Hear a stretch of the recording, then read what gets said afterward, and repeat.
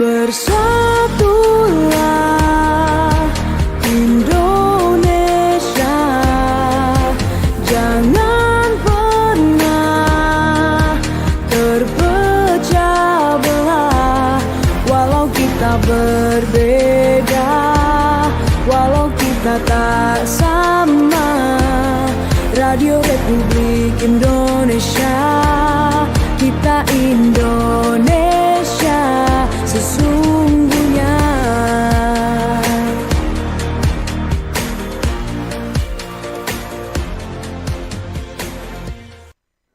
Ya, selamat sore mendengar RRI Pro 1 Manado, kanal informasi dan inspirasi bersama saya Yelin Salviani. Di sore hari ini di Mozaik Indonesia, pendengar, di hari Selasa 20 Mei 2025. Tentunya kita akan hadirkan Mozaik Indonesia ini sampai di pukul 17.00 waktu Indonesia Tengah. Dan tentunya siaran kami Anda bisa tonton langsung di YouTube RRI Manado, dan Anda juga bisa dengarkan melalui aplikasi RRI Digital, dan juga bisa mendengarkan siaran kami melalui frekuensi RRI Pro 1 ya di 94,5 MHz dan juga 88,2 MHz. Dan di Mozaik Indonesia hari ini kita akan mengangkat topik ya, merangkul keragaman dalam gerakan literasi Sulawesi Utara. Dan tentunya di studio sudah hadir ada 3 bapak-bapak ya yang sudah hadir di studio hari ini.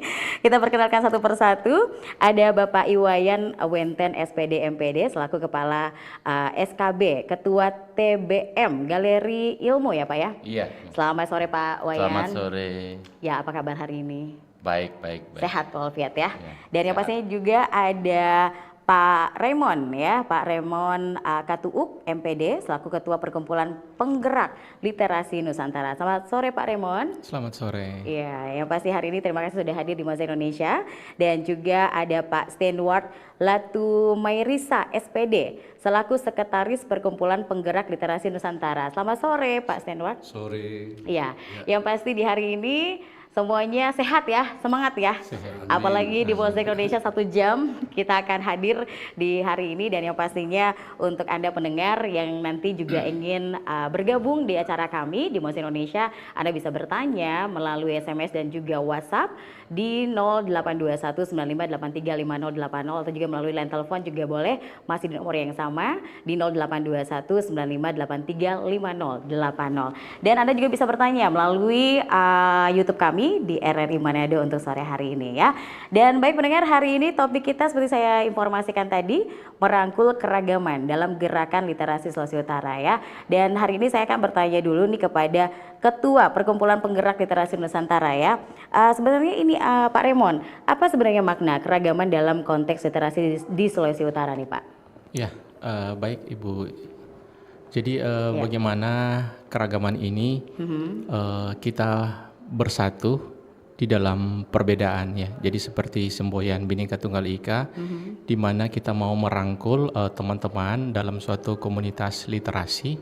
Kita mengajak walaupun ada perbedaan-perbedaan dalam sudut pandang, perbedaan ciri khas, perbedaan dalam apapun, dalam sosiologis dan sebagainya.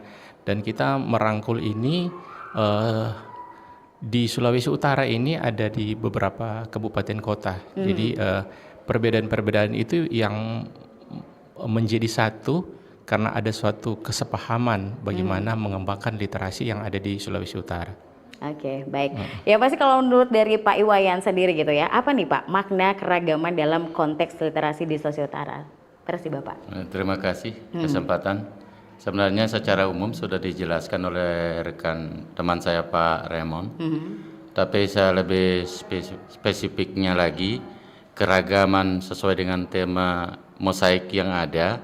Yang sini saya lihat keragaman di sini adalah bagaimana caranya kita bisa menggali, bisa memahami, mengetahui nilai-nilai budaya yang ada di Sulawesi Utara khususnya, sehingga masyarakat paham dan mengetahui nilai apa yang perlu digali untuk desain seni mosaik yang ada di Sulawesi Utara.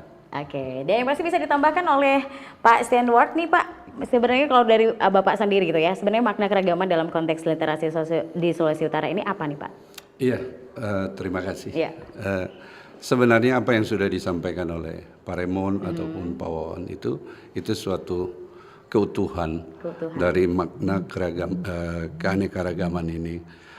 Saya mau menyampaikan bahwa budaya di Sulawesi Utara ini begitu banyak dan memiliki kekayaan-kekayaan bahasa-bahasa daerah. Nah, fungsi kami hadir itu yaitu untuk merangkul mereka-mereka ini supaya budaya-budaya yang sudah terbangun selama ini yang mungkin kalau bahasa hari-hari itu mati suri lah. Mati suri. Ya, mati suri. Itu bisa mulai muncul kembali. Ya, kami bersyukur saat ini banyak pendamping terkhususnya lewat Balai Bahasa ya. Iya. Lembaga yang sudah banyak membantu untuk memunculkan kembali budaya-budaya seperti ini.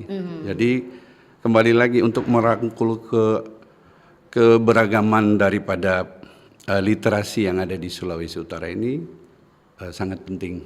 Oke, sangat penting gitu ya Yes. Pak ya. Ya. Oke, baik. Yang pasti untuk Pak Iwayan sendiri gitu ya, kita ingin bertanya juga nih Pak, bagaimana sebenarnya gambaran umum kondisi literasi masyarakat kalau Bapak melihat dari kacamata sendiri gitu ya, di Sulawesi Utara itu seperti apa sih Pak gambaran umum kondisi literasi masyarakatnya?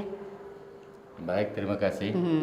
Secara umum saya lihat gambaran tentang literasi masyarakat yang ada di Sulawesi Utara ini, terutama khususnya di daerah Kota Bitung, kebetulan saya dari Kota Bitung, sangat mempunyai animo yang sangat tinggi, karena di samping itu juga kita tidak bisa pungkiri kalau literasi baca yang kompetensi di 6 kompetensi dasar itu salah satunya baca tulis. Baca tulis. Bagaimana kita mengedukasikan, mengkolaborasikan literasi itu bisa mempunyai daya tarik sendiri. Dengan inovasi-inovasi dan kreativitas itu sebenarnya masyarakat yang ada di Sulawesi Utara sangat tertarik dengan adanya literasi baca yang ada, terutama khususnya di TBM Galeri Ilmu. Karena kami memadukan dari beberapa aspek di dalam literasi tempat TBM yang ada, Taman Baca Masyarakat itu kami tidak fokus kepada TBM sendiri, tapi kami padukan mempunyai daya tarik tersendiri. Mungkin di dalamnya kami juga menyajikan life skill yang dibuat oleh pengunjung-pengunjung TBM Galeri Ilmu, dan itu sangat bagus, dan kami juga memadukan juga dengan bagaimana menarik mereka dengan adanya kafe baca. Jadi mereka sebenarnya berliterasi di TBM itu sebenarnya dia menikmati wisata baca. Iya. Kesannya bukan sekedar mencari ilmu, tapi kesannya dia fiktif tapi mendapat ilmu. Oke. Itu yang saya lihat. Ini Bapak selaku ketua TBM Galeri Ilmu gitu ya. Kalau yang kepala SKB itu apa sih Pak SKB?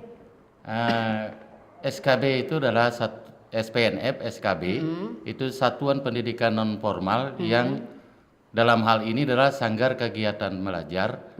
Itu adalah milik pemerintah plat merah. Setiap daerah itu memiliki. Satu-satunya di Bitung memiliki satu SKB. Di dalam SKB itu sudah termasuk program TBM-nya. Cuman sebelumnya TBM itu belum berjalan maksimal. Didatangi dengan teman-teman saya yang senior ini, yang luar biasa ini, saya tertarik untuk bagaimana menata TBM ini mempunyai daya tarik sendiri. Jadi kesetaraan paket A, paket B, paket C, dan program-program. Kalau saya tertarik nih Pak dengan TBM gitu ya, TBM Taman Baca Masyarakat gitu ya. Ini sebenarnya seperti apa sih Pak TBM ini Galeri Ilmu? Maksudnya apa nih? Di mana? Di Bitung khususnya gitu ya? Iya. Begini, TBM Galeri Ilmu ini berada dalam wilayah atau dalam tempat SKB, Sanggar Kegiatan Belajar. Kantornya sekarang posisinya di muka kantor SKB, dan kami juga sudah diberikan bangunan baru, dan kami sudah menata sampai bagaimana SKB ini sebenarnya banyak hal yang dibuat. Satu adalah untuk pengrajin-pengrajin juga, kursus-kursus kerajinan yang nuansanya lokal. Kita angkat kearifan lokal untuk membantu program pemerintah dalam hal memperkenalkan Kota Bitung di mancanegara. Baru berikut TBM ini juga memiliki PKW, pendidikan kewirausahaan, dan itu sudah berjalan dengan bagus, dan itu diajarkan kepada teman-teman kesetaraan, bahkan masyarakat di sekitar mendapatkan imbasnya. Juga ada PKW.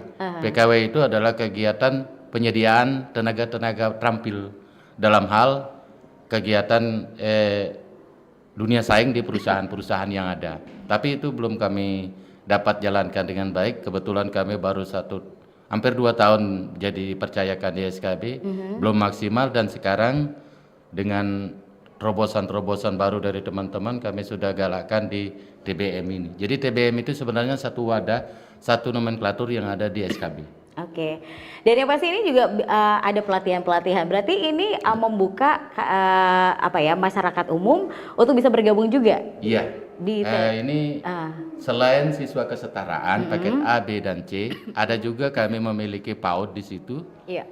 PAUD Tunas Baru namanya. Juga di sekitar kantor kami ada sekolah. Jadi kami bermitra juga ada warga masyarakat dengan PKK.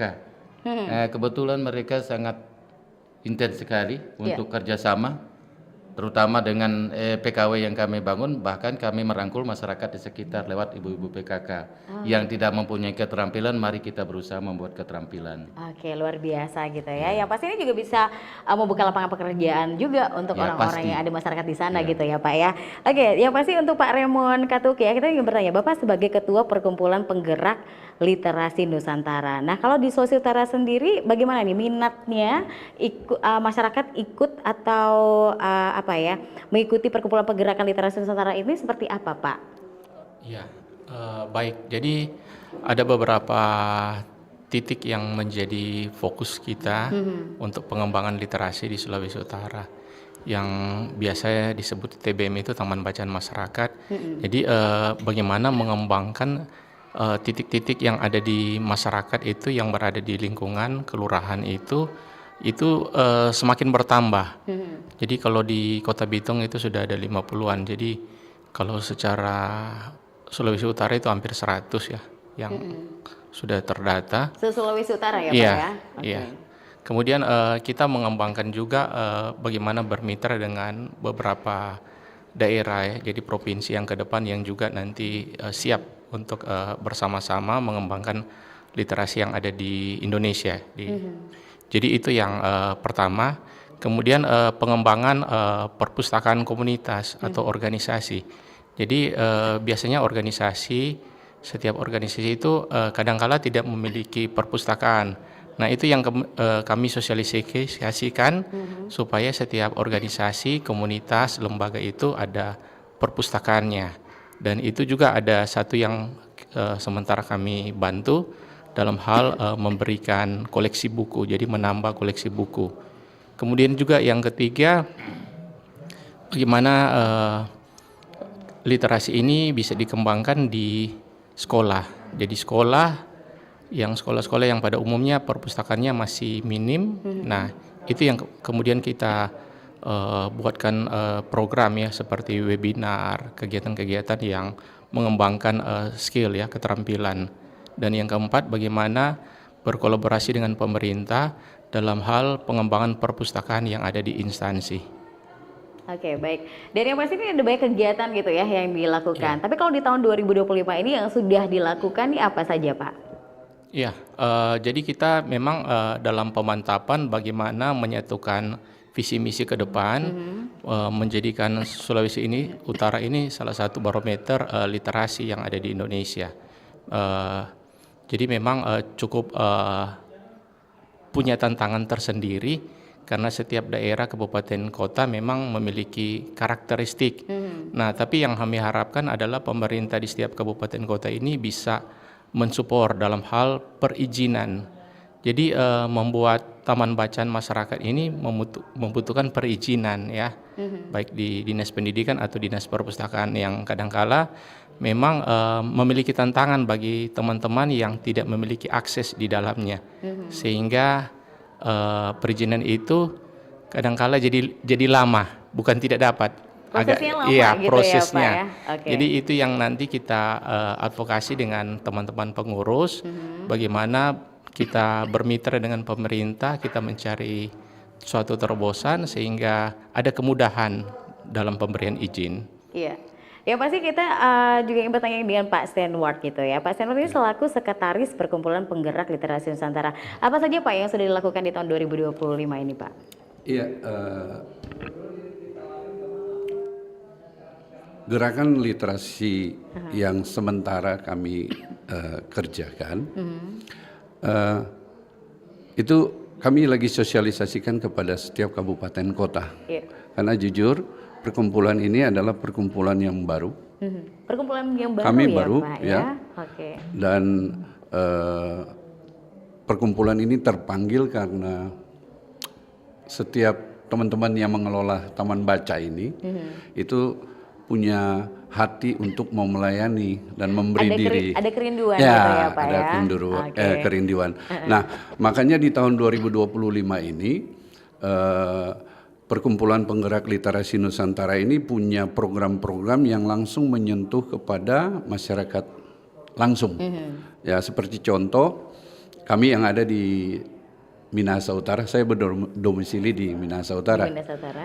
Kami sudah membuat suatu program bekerja sama dengan Dinas Perpustakaan dan Kearsifan Kabupaten Minahasa Utara.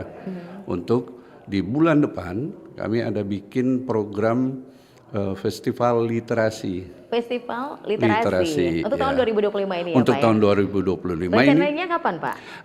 Sebenarnya momentum itu kami mau ambil kemarin di 2 Mei. 2 Mei ya? Tapi karena persiapannya begitu dadakan, jadi kami coba reschedule ke bulan Juni itu di hari-hari besar di Kesaktian Pancasila ya kalau nggak salah ya, di Juni itu.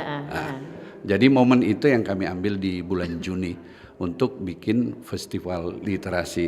Ini embrionya dari perkumpulan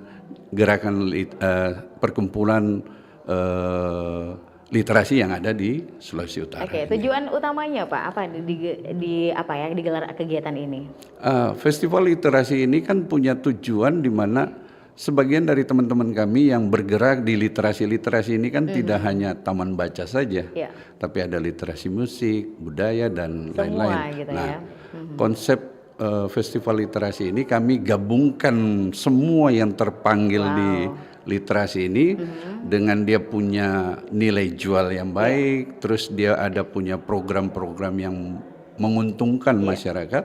Nah, itu yang kami angkat dan kami kemas dalam satu produk festival literasi. Jadi nanti akan berkolaborasi dengan banyak gitu ya, seniman-seniman juga gitu ya, dan juga peminat-peminat apa ya membaca buku juga gitu ya. Yang pasti masyarakat luas pun ini umum ya Pak ya kegiatannya, dibuka untuk umum. Ya pasti kegiatan rencananya mau di mana Pak? Kami pusatkan di Minahasa Utara. Di Minahasa Utara ya Pak ya. Oke, di sana dulu awalnya gitu ya. Oke baik. Dan yang pasti apalagi nih gebrakan yang akan dilakukan gitu ya oleh perkumpulan penggerak literasi Nusantara ini. Mungkin Pak Raymond sendiri bisa menambahkan Pak apalagi nih yang akan dilakukan gitu ya oleh perkumpulan penggerak literasi Nusantara ini di tahun 2025. Yang tentunya ini juga bisa motivasi banyak orang agar minat bacanya juga apa ya makin bertambah gitu ya, karena kebanyakan kalau membaca itu kebanyakan orang kan maunya yang simple-simple nih Pak sekarang. Betul. Jarang yang kayak suka baca gitu ya. Betul. Oke, gimana nih Pak?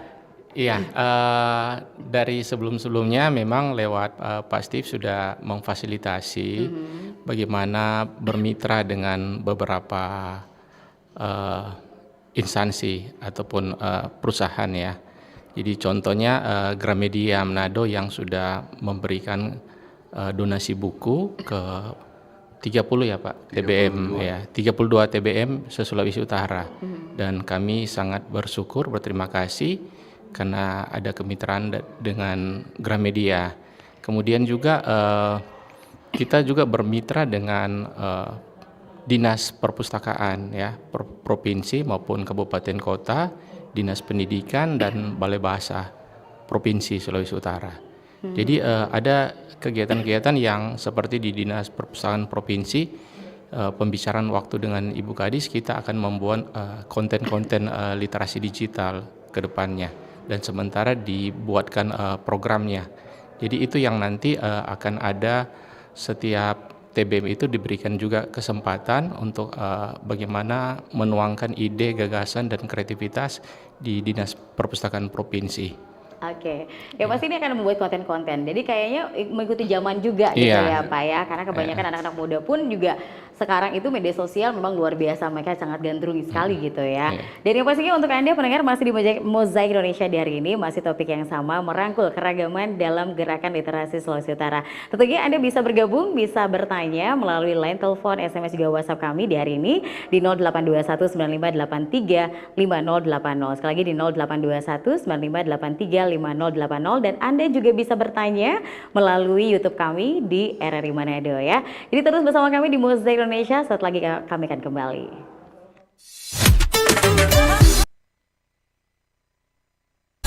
Kanal informasi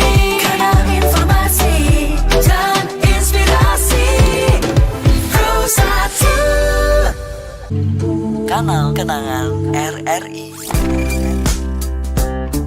bisa Anda dengarkan di aplikasi RRI Digital dan Digital Audio Broadcasting Plus. Jangan lewatkan rangkaian kenangan yang akan kami sajikan untuk Anda. Kanal Kenangan RRI.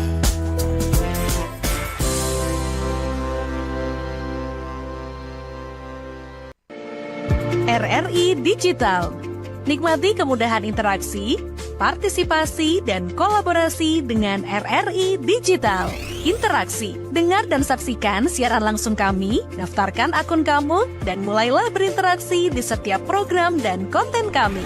Partisipasi, kreasikan konten kamu dengan berita, podcast, vlog, film, musik, dan playlist. Kolaborasi, kami mengajak berbagai komunitas untuk berkembang bersama melalui digital platform. RRI Digital sekarang menghadirkan terobosan baru, workspace platform dan online learning platform dengan fasilitas-fasilitas unggulan, monitor impact dan outcome, meeting online, video conference, dan library. RRI Digital menghadirkan fitur-fitur untuk peningkatan interaksi, partisipasi, kolaborasi, workspace, dan learning.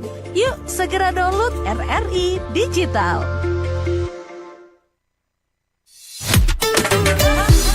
Kanal informasi dan inspirasi Pro 1. Ayo, Pak. Baik, terima kasih pendengar Anda yang masih bersama kami RRI Pro 1 Manado, kanal informasi dan inspirasi di sore hari ini masih di Mozaik Indonesia. Dan kita masih mengundang kebersamaan Anda pendengar yang ingin bergabung di hari ini di 082195835080 untuk Anda yang ingin bertanya baik melalui line telepon, SMS juga WhatsApp ya. Namun sekarang nih Pak, ada WhatsApp yang sudah masuk di hari ini, kita langsung baca saja. Selamat sore narasumber dan host. Bagaimana nih cara yang dilakukan para pegiat-pegiat literasi untuk mempertahankan kegiatan literasi di era digital sekarang ini? Dari Kristo Ranotana. Terima kasih Pak Kristo Ranotana. Bisa dijawab ini Pak, bagaimana cara yang dilakukan oleh para pegiat-pegiat literasi untuk mempertahankan kegiatan literasi di era digital sekarang ini? Bisa dijawab oleh Pak Raymond, Pak Stanward, atau Pak Iwayan? Siapa dulu? Pak Iwayan atau Pak Raymond? Oke, Pak Raymond, silakan Ya. Pak. Untuk literasi memang ada literasi digital ya, penguatan literasi digital yang lalu memang ada juga dari Kominfo. Nah, bagaimana tantangan kita untuk mempertahankan literasi digital? Jadi kita perkuat di konten digital, itu yang pertama. Kemudian ada e-book, ya kita menulis, kemudian kita publikasikan lewat e-book. Kemudian ada menulis cerita bergambar yang digital ya, itu yang sekarang juga lagi tren ya, menggunakan AI. Nah, memang bagi anak-anak zaman sekarang itu membaca buku itu kadangkala sudah minim. Itu yang menjadi tantangan karena semua beralih ke gadget ya, ke game online dan sebagainya. Memang itu yang menjadi tantangan. Nah, yang kita perkuat bagaimana literasi dalam keluarga. Jadi orang tua itu berperan penting untuk menggiatkan anak-anak itu membaca. Jadi salah satu juga lewat kegiatan literasi membaca nyaring. Oke. Jadi orang tua itu membacakan atau mendongeng. Dari keluarga dulu Iya, gitu betul. ya Pak Literasi ya? keluarga itu Oke. sangat penting karena butuh pembiasaan setiap hari. Iya. Jadi kalau di sekolah itu biasanya membaca buku 15 menit sebelum pelajaran. Nah, kalau di rumah mungkin lebih Iya, setengah jam lah sampai Lebih 1 intens jam. lagi Iya, gitu ya. seperti itu. Jadi bagaimana orang tua itu berperan penting. Seperti itu. Oke, baik. Dan pasti bisa ditambahkan Pak Iwayan? Baik, terima kasih saya tambahkan. Iya, Pak. Terima kasih saya tambahkan. Aha. Bagaimana cara yang dilakukan para penggiat literasi untuk mempertahankan kegiatan literasi di era digital? Tadi saya sudah sempat singgung awal, dengan adanya era digital ini kita harus berinovasi Iya. agar mempunyai daya tarik sendiri. Selain digitalisasi tetap jalan, tapi kita padukan karena literasi itu banyak. Selain baca tulis, numerasi, ada juga literasi kewirausahaan. Tidak semata-mata materi yang dia dapat di TBM itu harus cuma sekedar baca tidak dipahami, tapi ada materi yang bisa, contohnya buku dalam bagaimana proses pembuatan suatu karya seni, umpamanya kerajinan-kerajinan. Nah, kita langsung eksekusi untuk pembuatan kerajinan itu dibekali dengan tenaga-tenaga yang terampil. Iya. Contoh literasi yang ada di kami, yang ada di SKB TBM Galeri Ilmu, yang pertama kami desain bagaimana di tempat TBM itu betul-betul nyaman dan aman. Itu yang penting pertama. Ada pembelajaran di luar dan di dalam. Itu penting karena orang sekarang masuk ruangan untuk membaca siapa mau. Iya. Paling di luar. Nah, di luar harus ada daya tarik tersendiri, inovasi-inovasi sendiri. Orang bikinkan pondok-pondok dengan taman-taman yang menarik. Iya. Justru itu tambahkan juga, belum puas itu. Mungkin ditambahkan dengan kafenya. Iya. Dia sambil membaca buku, sambil membeli cemilan-cemilan Nah, ringan. itu dia. Bahkan fungsinya banyak kafe itu. Dia bisa menggaji yang bekerja di kafe itu. Kita tidak perlu menyediakan uang, tapi dengan pendapatan yang ada di kafe itu, tenaga yang mengelola kafe literasi TBM itu akan berjalan dengan baik. Dan kami juga pasti karena sekarang zamannya digitalisasi dan kami punya TBN sudah menyiapkan digitalisasi yang masuk di sana free wifi. Wah. Dan itu memang rangsangan-rangsangan itulah yang perlu diinovasikan, dipikirkan secara baik bagaimana caranya menarik pengunjung supaya mereka betah dan bertahan mau mengambil buku dibaca. Itu menurut saya tambahan. Terima kasih. Oke, baik. Bisa ditambahkan lagi oleh Pak Stenwar? Iya, makasih buat Saudara Kristo, pertanyaan luar biasa. Memang dalam era digital mempertahankan kegiatan literasi itu berat. Karena anak-anak sekarang ini sudah termakan dan sudah, ya kalau saya bilang itu dia sudah terkonek gitu dengan gadget ini. Sudah modern. Sudah modern. Anak-anak sekarang. Nah, kalau saya lihat di sini untuk mempertahankan kegiatan literasi di era digital itu ada tiga hal. Satu itu sumber daya. Jadi kayak saya panggil Bro Kristo, ya, itu yang pertama memang harus sumber daya yang utama. Dan yang kedua adalah memproduksi materi-materi yang istilahnya membangkit semangat anak-anak untuk kita tarik dalam kegiatan literasi. Itu kedua. Dan yang ketiga fasilitator. Fasilitator. Ya, ini masih banyak teman-teman di luar sana dalam pengelolaan literasi khususnya taman baca itu terkendala tiga hal itu. Karena coba aja anak-anak sekarang kita ajak, "Dek, ayo baca buku." "Ah, nggak mau." Oh, malas gitu malas ya. sudah, dan segala macam, ya kan? Nah, tuntutan kreativitas berarti sumber daya harus bagus. Oke. Itu. Kedua, fasilitator yang mendukung fasilitasnya. Seperti kami, saya juga pengelola taman baca di Minahasa Utara. Itu anak-anak di daerah saya, di kompleks perumahan itu, inisiatif dari saya itu panggil mereka untuk baca buku. Jadi karena mereka panggil saya Opa, jadi Opa kita mau baca buku, oke silahkan. Tapi Opa nanti connect ya ke internet, baca buku 1 jam dulu, baru Opa kasih connect. Nah, jadi kreativitas ini yang bisa penggiat-penggiat literasi di luar sana untuk mempertahankan itu. Iya. Karena mau lawan digital susah. Jadi perlu ada kreativitas Yes. dari tim gitu, Iya, gitu ya Pak betul. ya. Iya. Oke, baik, luar biasa. Dan kalau boleh tahu ini Pak, mungkin masyarakat di luar sana juga ingin tahu gitu ya. Sebenarnya TBM Taman Baca Masyarakat ini tuh berdiri kapan ini dibentuknya? Kan ini baru gitu ya. Bisa ceritakan sedikit ini mengenai awal dari TBM ini, ya? TBM Galeri. Terima kasih atas kesempatan. Kalau TBM yang ada, terutama yang ada di SKB NP SKB Kota Bitung ini, sebenarnya sudah melekat didirikan tahun 1993. 19? Sudah terlalu lama, Oh iya. tapi belum berjalan maksimal Iya, mungkin. di tahun 1983 ya Pak? 1993. 93 ya. Oke. Berdirinya karena di dalam SKB itu sudah masuk pada TBM, harus ada itu programnya, sama dengan sekolah harus ada perpustakaan Iya, kan. benar-benar. Kalau SKB itu harus ada TBM, PKBM itu harus ada TBM, itu memang udah masuk.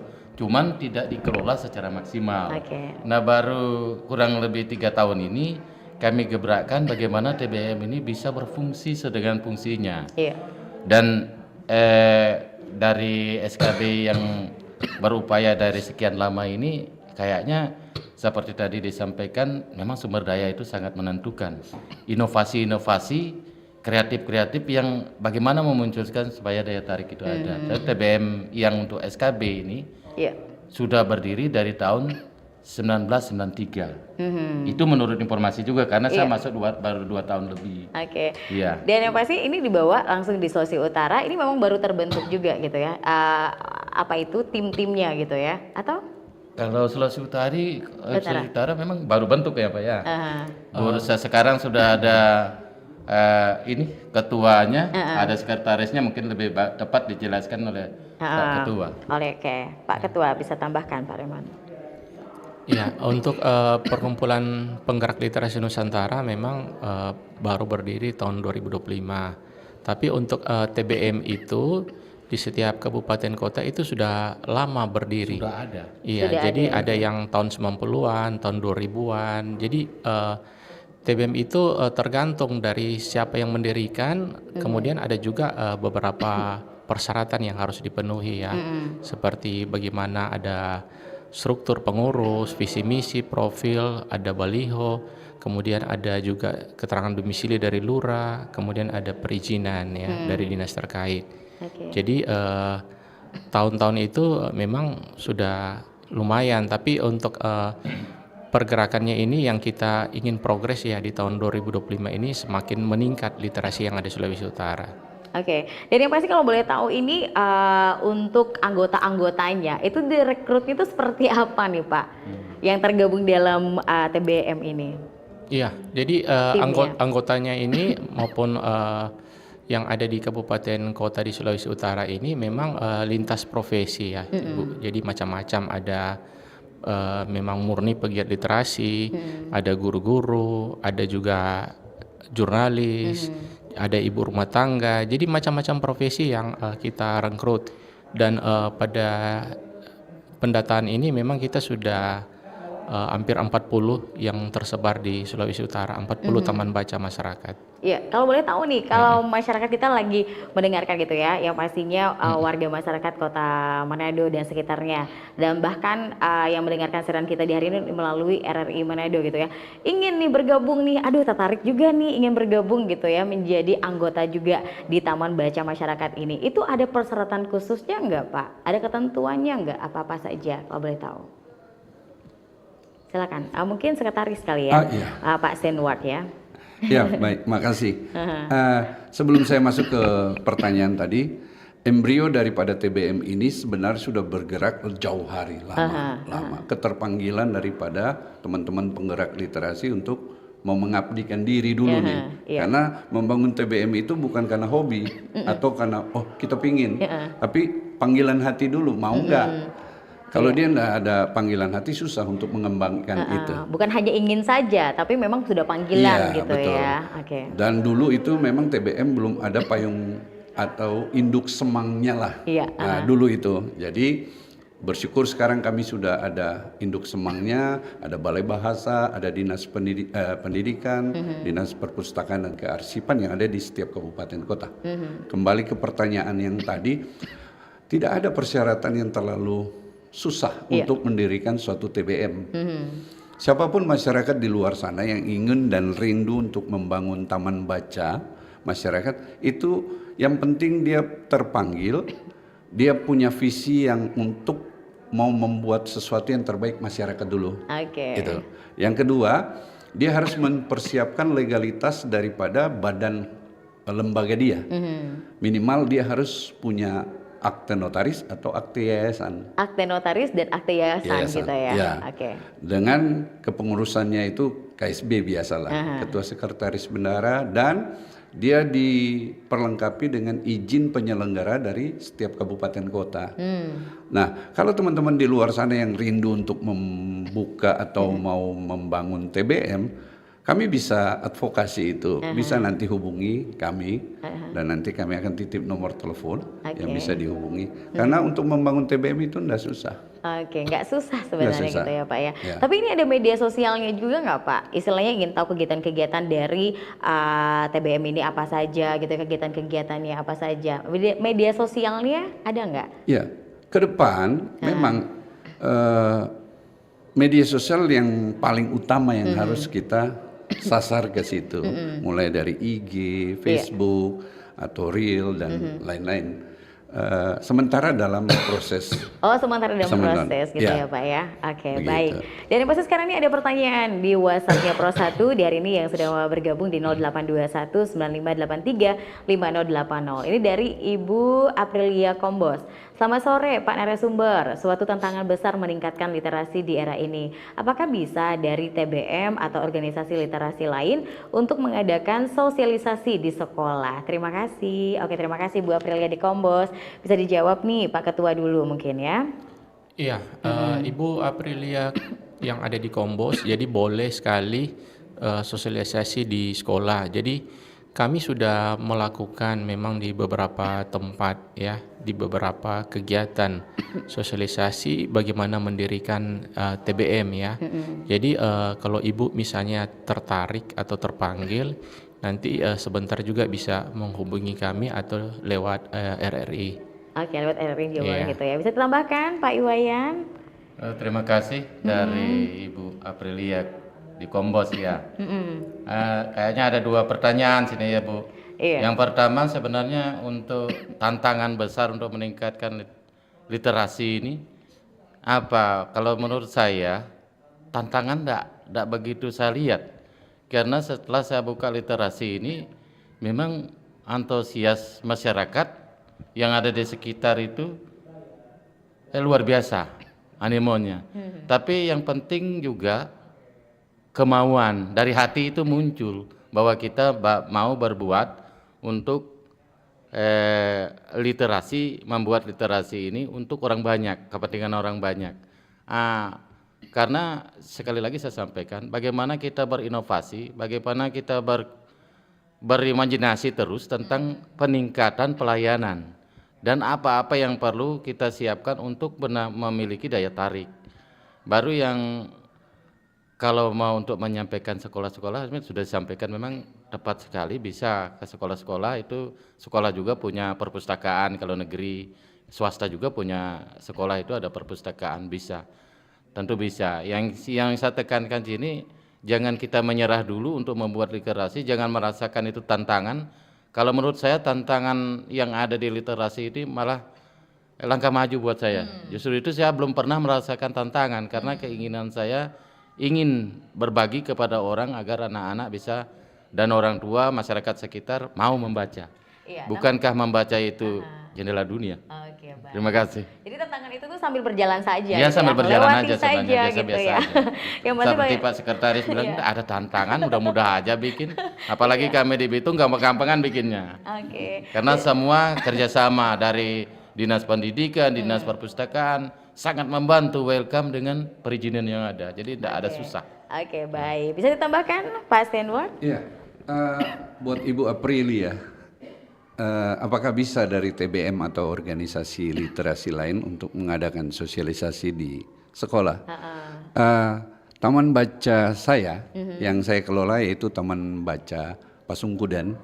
Ibu bisa searching aja. Kami sudah mengedukasikan ini di program roadshow literasi di tahun 2023. Oh, ada roadshow-nya Iya. gitu ya Pak ya. Tahun 2023 itu kami menggandeng Bank Indonesia sebagai sponsorship utama. Itu kami lakukan di tingkat SD, SMP, SMA yang ada di wilayah Minahasa Utara. Nah, sebenarnya hadirnya kami ini fungsi untuk kita bisa berkolaborasi. Karena jujur aja, setiap guru nggak mungkin dia mau setiap hari mengajarkan seperti itu. Iya. Nah, mereka butuh mitra. Nah, hadirnya kami, perkumpulan penggerak literasi Nusantara ini mengedukasikan literasi yang mungkin belum secara optimal dilakukan oleh sekolah. Kami terbuka sekali untuk bisa bekerja sama atau memberikan edukasi yang penting tentang dunia literasi. Tetapi yang menjadi poin penting di sini, organisasi atau TBM harus mesti bergerak dulu. Kalau dia nggak mau bergerak, dia mau tunggu orang datang, nggak bakalan maju dah. Seperti itu. Oke. Jadi kembali lagi buat Ibu Aprilia, kami siap untuk support Iya. untuk hal ini. Iya, yang pasti kalau sosialisasi di sekolah-sekolah nampaknya itu kayak jemput bola Yes, gitu ya, betul. datang langsung mensosialisasikan kepada anak-anak siswa Iya. gitu ya. Yang pasti di tahun 2025 ini memang ada program, memang adakah kegiatan seperti ini akan dilakukan? Ya, saya jelasin. 2025 ini program daripada Perkumpulan Penggerak Literasi Nusantara itu target paling besar adalah Jambore Literasi. Jambore literasi ya. Cuman menjadi pertanyaan untuk mengakomodir kegiatan ini kan butuh anggaran besar. Nah, kami ada bangun dengan beberapa stakeholder di BUMN ataupun perusahaan-perusahaan yang lain dengan memanfaatkan dana CSR itu. Dan target kami di tahun ini minimal bisa terlaksana. Bisa terlaksana. Karena optimis dulu gitu ya Pak, optimis. Karena kalau kita tanpa ada optimis nggak Betul. bakalan bisa bergerak kita. Iya, oke. Bisa ditambahkan Pak Iwayan? Kayaknya udah pas sekali. Iya, udah pas ya. Tetap harus optimis gitu ya, Iya. apapun. Ya kuncinya memang optimis. Iya, semua tuh pasti ada tantangannya. Tapi kalau misalkan kita yakin, percaya, optimis pasti dimudahkan gitu ya Pak ya. Baik, yang pasti untuk Anda di hari ini yang ingin bergabung, yang ingin bertanya melalui line telepon ataupun juga melalui WhatsApp ataupun juga hari ini melalui SMS kami ataupun juga bertanya melalui aplikasi RRI di RRI Manado ya di YouTube kami, boleh. Yang pasti Anda bisa bergabung. Saat lagi kami akan kembali tetap di Mozaik Indonesia.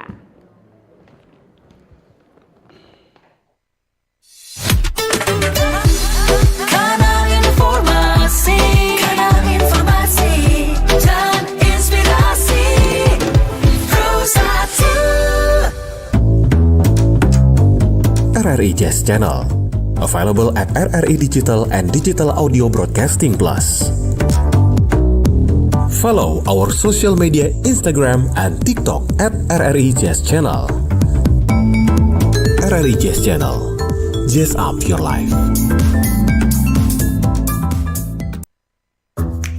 Wih, keren banget nih. Katanya ada obat herbal bisa mencegah sakit gigi seumur hidup. Ada hoax tuh. Widih. Ini juga keren nih. Ada sumber energi baru PLTH, pembangkit listrik tenaga hampa. Iya, itu juga hoax kali. Lu bacanya apaan sih? Aduh, pantesan portal abal-abal lu baca. Kalau mau baca berita yang lengkap tapi udah verified, mulai dari berita nasional, internasional, olahraga, gaya hidup sampai hiburan, lu cukup klik rri.co.id. Di situ lu juga bisa streaming RRI digital. Aduh, makanya cek-cek dulu biar gak kegocek di rri.co.id. Kanal informasi dan inspirasi Pro1. Baik, terima kasih pendengar Anda terus bersama kami RRI Pro 1 Manado, kanal informasi dan inspirasi. Di hari ini masih di Mozaik Indonesia dan tentunya masih bersama dengan narasumber kita di hari ini gitu ya, Pak Iwayan Wenten selaku Kepala SKB, Ketua TBM Galeri Ilmu, dan juga Pak Stenward Alatu Mairisa SPD selaku Sekretaris Perkumpulan Penggerak Literasi Nusantara, dan juga Pak Raymond Katuuk ya MPD selaku Ketua Perkumpulan Penggerak Literasi Nusantara. Yang pasti untuk Anda yang ingin bertanya baik melalui SMS juga WhatsApp kami ataupun juga bisa bertanya melalui line telepon di hari ini di 082195835080. Dan Bapak ini ada yang sudah bergabung melalui YouTube RRI Manado gitu ya, sudah bertanya juga. Ini dari Hanania Valentina. Sore Kak, mau nanya apa solusi untuk orang-orang yang malas membaca? Karena membaca dinilai oleh beberapa orang itu membosankan gitu ya. Baik, terima kasih Hanania Valentina. Ini bisa dijawab oleh siapa nih, Pak Ketua? Oke, silakan Pak. Terima kasih. Pak Iwayan. Hanania ya. Hanania Valentina. Yang ini pertanyaannya memang yang sering saya lihat di lapangan seperti itu. Mau nanya apa solusi untuk orang-orang yang malas membaca? Solusinya adalah membuat TBM. Itu solusinya. Pertama harus ada dulu tempat yang dia akan kunjungi dan ada TBM-nya yang dia akan baca nanti, ada buku-buku yang menarik di situ. Yang kedua, nah bagaimana caranya TBM itu mempunyai daya tarik sehingga kesannya mereka datang ke sana bukan cuma membaca. Karena dia semalas membaca, kalau cuma buku dia lihat dia mau datang. Nah, itu dibantu dengan mungkin ada di akselerasi daripada percepatan itu ada namanya kegiatan yang disebut dengan kewirausahaan. Karena di buku yang dia baca itu ada hal-hal yang dia buat berupa praktek baiknya, hasil karyanya, yang sehingga buku dimatchingkan dengan karya. Pengalaman saya jadi guru seni dulu, memang guru anak-anak saya itu malas membaca, tapi setelah teori ke praktek mereka semangat sekali. Nah, sama TBM seperti itu. TBM itu jangan sekedar menyediakan buku, tapi bisa nggak dibedah buku itu dan dipraktekkan buku itu. Kalau bicara tentang kerajinan, kita coba membuat kerajinan. Tentu tadi disampaikan oleh teman saya harus ada tenaga yang profesional di situ, supaya mereka dituntun, dibantu untuk membuat karya-karya itu berdasarkan buku dia baca. Dan yang lain tentu ada sambil dia santai-santai, jangan cuma ruangan siapkan. Karena orang malas di ruangan, dia suka di alam. Bagaimana caranya mengkolaborasikan ruangan di dalam dan di luar, sehingga mereka rasa nyaman dan betah. Saya yakin tidak akan malas lagi, karena ada cemilan situ, ada wifi gratis, ada buku yang dibaca, akan bisa praktekkan sama-sama. Mungkin itu akan tidak membosankan bagi teman-teman yang malas. Coba saja, saya yakin itu akan berhasil. Terima kasih. Ya, ini kayaknya Hanania Valentina ini kayaknya pertanyaannya mewakili seluruh orang-orang yang kayak malas baca gitu ya. Apalagi kalau lihat buku tebal Pak, aduh udah malas tuh. Apalagi kalau lihat bukunya udah tebal sekali, aduh sudah deh. Ya sebenarnya gitu termasuk saya juga malas baca kalau nyana ada karyanya. Tapi kalau saya Pak lebih suka yang ada gambarnya. Iya, ada gambar. Ada ada kata-katanya juga di situ, jadi suka membacanya. Tapi kalau bisa ditambah oleh Pak Raymond di sini Pak, apa solusi orang yang malas membaca itu seperti apa solusinya Pak? Dari Pak Raymond sendiri. Ya, baik. Memang yang menjadi persoalan orang membaca kadang koleksi buku tidak ada. Kemudian yang kedua akses membaca tidak tahu kemana. Jadi itu yang kadang-kala membuat orang malas. Tetapi kalau misalnya orang itu diperhadapkan dengan buku yang dia rasa menarik, cocok dengan passionnya, dengan hobinya, misalnya mengenai kuliner atau misalnya tentang bunga, taman, ikan, yang mungkin dia rasa ini menarik ini. Nah, itu yang harusnya diperluas ya, ada aksesnya ke situ. Berarti cari buku-buku yang sesuai dengan hobi gitu yang kesukaan, jadi kesukaan gitu ya. seperti itu. Bisa ditambahkan Pak Stenward? Mungkin dari versinya Bapak sendiri nih, biar nggak bosan gitu ya, nggak malas baca nih. Ini pertanyaan umum yang sering, tapi mengena pertanyaannya. Mengena. memang dilematis terjadi saat ini di lapangan bagi masyarakat Indonesia pada umumnya ya. Kalau berbicara baca buku, oh my God. Oh my God, Susah malas gitu ya. Tetapi yang tadi disampaikan oleh Pak Wayan maupun Pak Remon, kreativitas dituntut bagi pengelola taman baca atau personal. Nah ini menjadi persoalan sekarang gini, database atau inventari daripada buku-buku itu juga kan teman-teman yang ada di luar sana yang mendengar atau menyaksikan lewat YouTube saat ini. Itu kebanyakan kan, yang penting ada buku, udah. Pada segmen yang harus kita sasar supaya minat baca ini tergugah gitu ya, itu berdasarkan inventarisir buku-buku itu. Ya contoh, anak SMA mau datang baca buku, yang ada di situ buku cuman anak SD, nggak akan mau, nggak nyambung, gitu ya Pak. Anak mahasiswa mau datang cari contoh untuk skripsi, yang datang di situ buku bergambar semua, buku dongeng semua, nggak nyambung juga, nggak gitu nyambung ya. juga. Makanya butuh kreativitas dari setiap teman-teman penggiat literasi. Saya bilang bukan TBM, tapi penggiat semua. Itu minimal dia punya sirkulasi buku itu jelas. Sirkulasi buku itu arti kata untuk tingkatan SD, SMP, SMA, mahasiswa maupun umum itu sudah tertata. Menjadi persoalan. Butuh anggaran. Iya. Tapi tantangannya sekarang memang anggaran juga, kembali ke anggaran gitu ya Pak ya. Nah kembali masalah anggaran, banyak teman-teman di luar sana, membangun TBM nggak ada buku. Akhirnya lahirlah kami TBM Pasungkudan. Mohon maaf, kami sasar pertama kali adalah Gramedia supaya mereka bisa berkontribusi besar untuk bisa mendonasikan buku-buku itu.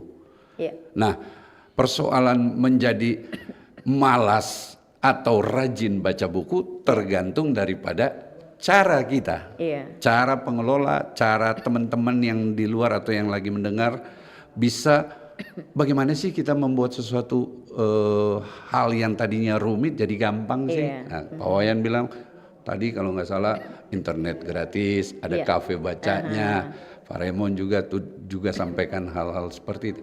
Ini kuncinya di situ. Jadi anak-anak yang malas datang lihat jajan, pasti mau. Seperti itu. Jadi kembali ke kreativitas gitu ya. Oke, baik, di sini dari TBM Perpus generasi generasi emas Indonesia. Emas Indonesia. Oke, bertanya kalau seperti itu dana lumayan besar. Apakah selama ini ada bentuk perhatian dari pemerintah yang memang memiliki dana dan kapasitas dan kemampuan untuk menjalankan hal tersebut?